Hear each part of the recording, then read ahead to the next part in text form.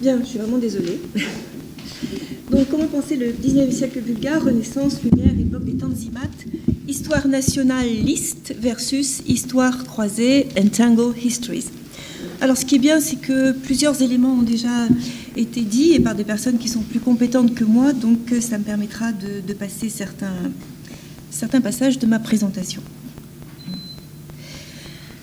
On ne saurait nommer Lumière le large mouvement de diffusion de l'instruction en langue vernaculaire et dans un esprit séculier, caractéristique des territoires bulgares, et ce, malgré la proximité étymologique en bulgare des mots prosveta, instruction, et prosvechtenye, lumière. Si la notion de lumière bulgare n'est pas impossible, elle est porteuse d'un contenu faible. Je citais l'avis de l'historien Rumen Daskalov dans un ouvrage qui fait référence sur le réveil national bulgare. En revanche, rien de plus évident à première vue que ce réveil national, en bulgare Vzrajdane, on en a entendu parler avec Tchavdar Marinov, littéralement renaissance, qui s'est imposée dans l'historiographie bulgare dès la fin du XIXe siècle pour désigner l'époque idéalisée où se met en place la fabrique bulgare d'identité nationale en période précisément pré-nationale, avant ce qu'on appelle la libération en 1878 des territoires bulgarophones qui faisaient partie de l'Empire ottoman depuis 1396. Consolidée par l'historiographie communiste qui voyait dans le réveil national bulgare la transition historique entre d'une part le féodalisme médiéval et de l'autre un mode de société et d'économie bourgeois, capitaliste, un condensé des idées et courants européens de la Renaissance aux Lumières, en un mouvement de développement accéléré entre guillemets, ce terme est mis en question par certains historiens depuis le début du XXIe siècle. C'est cependant toujours une époque et la plus importante dans l'historiographie générale et littéraire. Faudrait-il plutôt parler d'époque des Lumières, comme le voulait Ilya Konev, assez seul d'ailleurs dans cette approche, d'époque des Tanzimat, comme le montre de manière convaincante Alexandre Vazenkov? La question est importante. Peut-on continuer à penser cette époque dans un cadre national, avant la création de l'État-nation rêvé? Doit-on la replacer dans un contexte transnational et ottoman? Quels sont les enjeux et les significations de ces deux approches? Auparavant un préalable, les territoires bulgares qui font partie de l'Empire ottoman, plus précisément du Rum Millet, donc la communauté des chrétiens orthodoxes sous l'autorité du patriarche de Constantinople, participent à l'Europe des Lumières au XIXe siècle par le développement d'une instruction laïque et moderne dispensée dans la langue parlée à partir des années 1830, d'une presse périodique, de livres imprimés et diffusés en bulgare moderne, de sociétés savantes. Des clercs, d'abord, relayés par des enseignants, puis par une bourgeoisie constituée de commerçants, d'artisans, de fabricants, participent à ce mouvement, ainsi que la mise en cause de la théocratie, de l'obscurantisme, dans lequel l'Église orthodoxe maintient les fidèles, prenant une approche fondée sur la raison, l'instruction, un changement de modèle politique. Je pense à plusieurs auteurs dont il n'est peut-être pas forcément utile que je cite les noms. D'abord, donc, les Lumières, occidentales, grecques, serbes, roumaines, donc problématiques. Un constat s'impose en tout cas, c'est que les Lumières n'existent pas en tant qu'époque de l'histoire bulgare, aussi bien dans l'historiographie que dans les manuels d'histoire ou dans les histoires littéraires. Ainsi, la récente histoire des Bulgares en 8 tomes, passablement nationaliste, qui vise un large public, consacre 365 pages au réveil national, dont un quart de page à ce qu'ils appellent l'influence de l'Europe.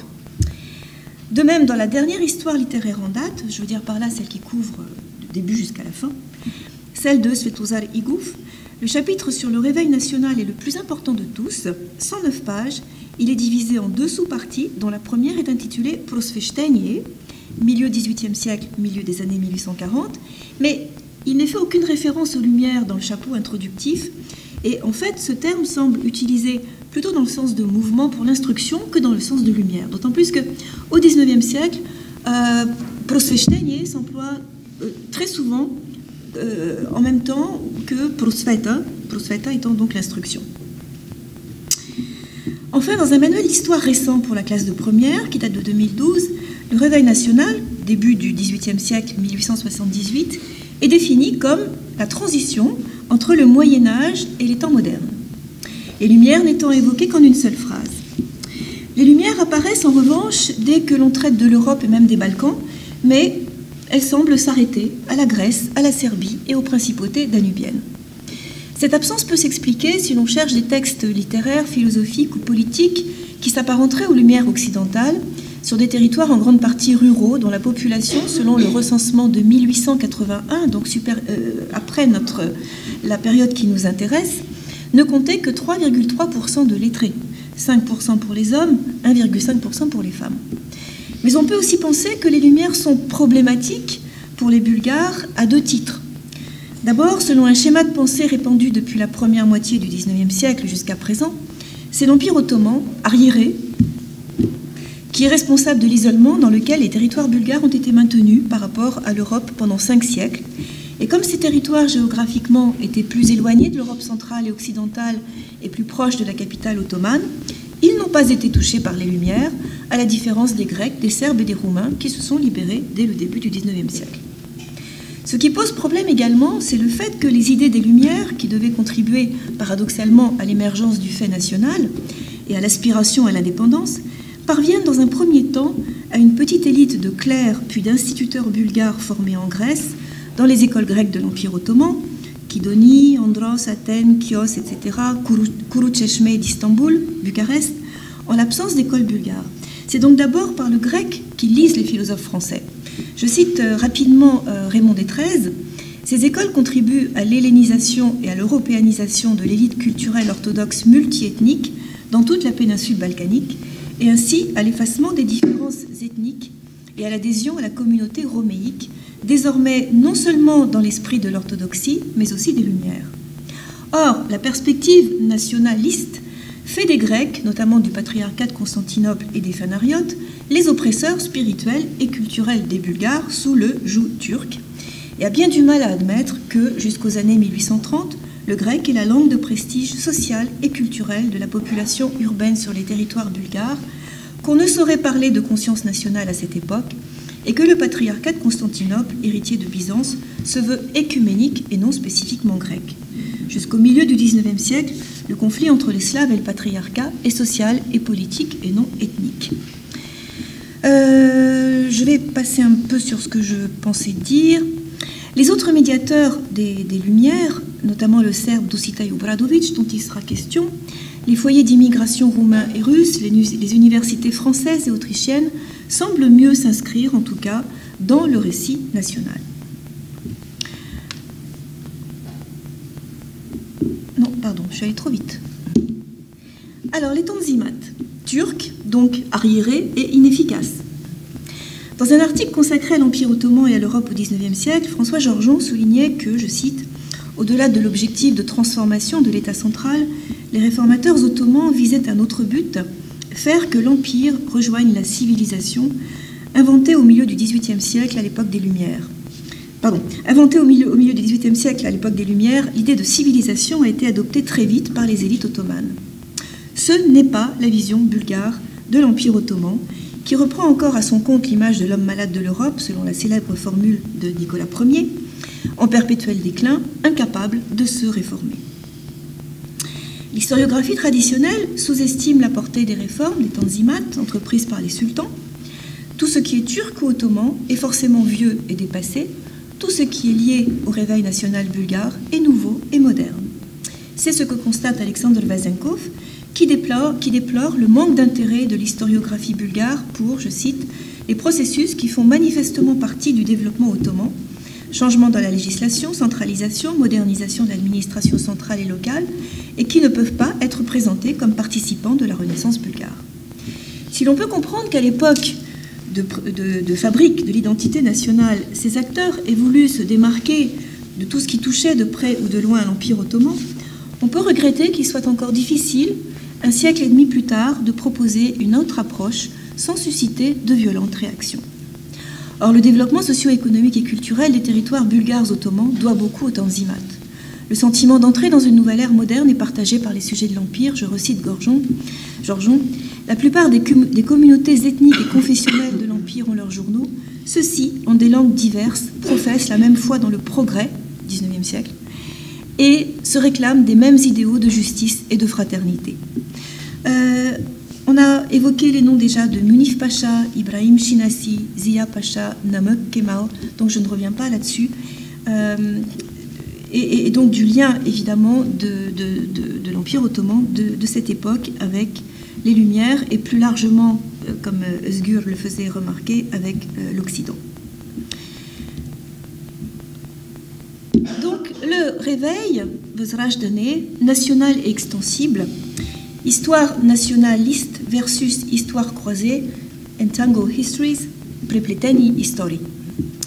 La métaphore qui sous-tend le terme de Vözrajdanê, Renaissance, est bien connue. Après 5 siècles de domination ottomane et de léthargie identitaire, le peuple bulgare renaît enfin à sa véritable identité. Il renoue avec son glorieux passé. Cette image d'éveil après un long sommeil qui devait connaître une fortune durable remonte à l'appel lancé en 1762 par le moine d'Athos, Païssi de Hilandar, au début de son histoire slavo-bulgare.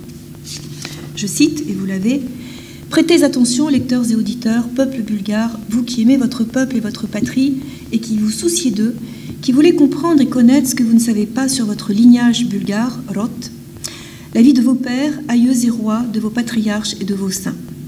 Ô insensé et faible d'esprit, pourquoi as-tu honte de te nommer bulgare? Pourquoi ne parles-tu pas et ne lis-tu pas dans ta propre langue?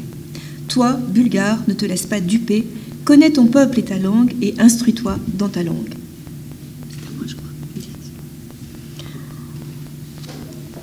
L'œuvre du moine de Hilandar, recopiée maintes fois, diffusée sur des territoires qui ne connaissaient pas encore l'imprimerie, jette les fondements d'une identité nationale. On le voit dans la triade origine génétique, Rot, langue, patrie, en opposant les Bulgares, slaves et orthodoxes à la fois à l'oppresseur ottoman et musulman et au fanariote grec.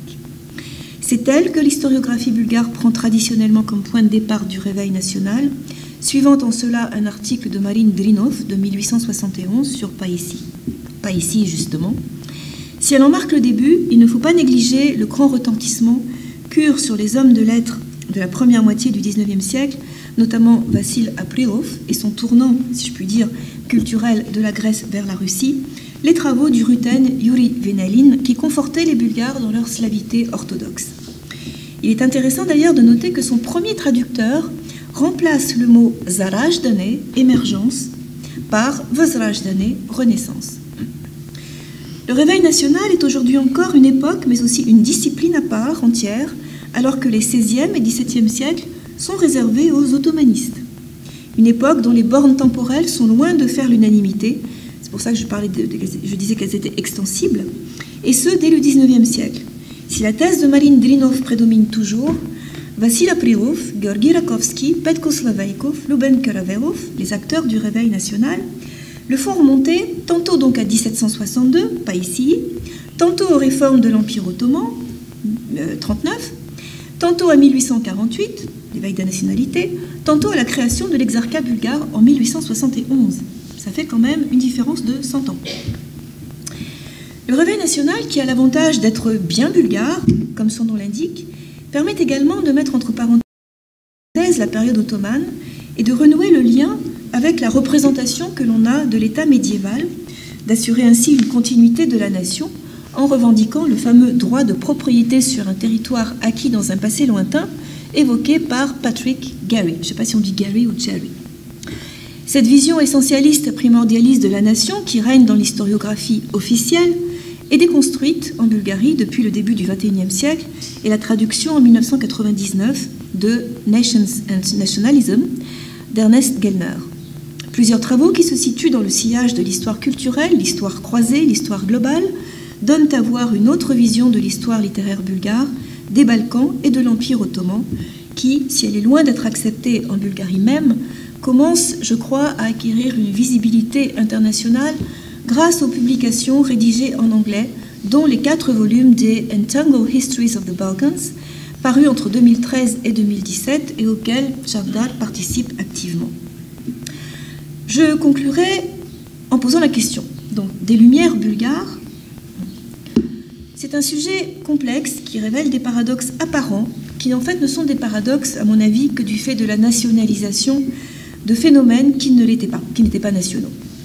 Il montre aussi l'aporie dans laquelle l'historiographie tombe lorsqu'elle se restreint au cadre de l'État-nation, alors qu'il serait plus fécond peut-être de dresser, mais je ne suis pas historienne, de dresser une cartographie des Lumières dans le monde sur le long terme, de la manière dont elles ont agi, de leur transformation, de leur déclinaison, de leur métissage, pourrait-on dire, dans la dynamique des contacts entre cultures différentes. Je rejoindrai volontiers Vefa Erginbaş. Je trouve utile l'idée de lumière multiple parce qu'elle nous permet d'intégrer différentes cultures dans un cadre global.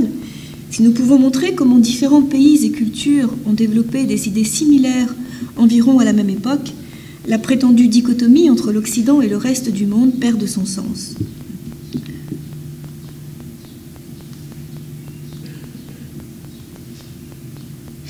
Ce sujet montre également le problème de toute périodisation qui fige des tableaux statiques au lieu de rendre les dynamiques et les circulations d'hommes, d'idées, de textes. C'est la raison pour laquelle l'histoire de l'espace littéraire bulgare à laquelle je travaille, chantier qui va prendre beaucoup de temps, se veut chronologique mais non linéaire, suivant en cela la matrice, peut-on dire, qu'offre de la littérature française de Denis Ollier. Une série d'essais appelés par une date agrafe qui problématisent, qui établissent des liens, qui font apparaître des convergences, des dynamiques, ainsi que la contemporanéité du nom contemporain. Et je termine simplement par une bibliographie que j'ai utilisée. Je vous remercie.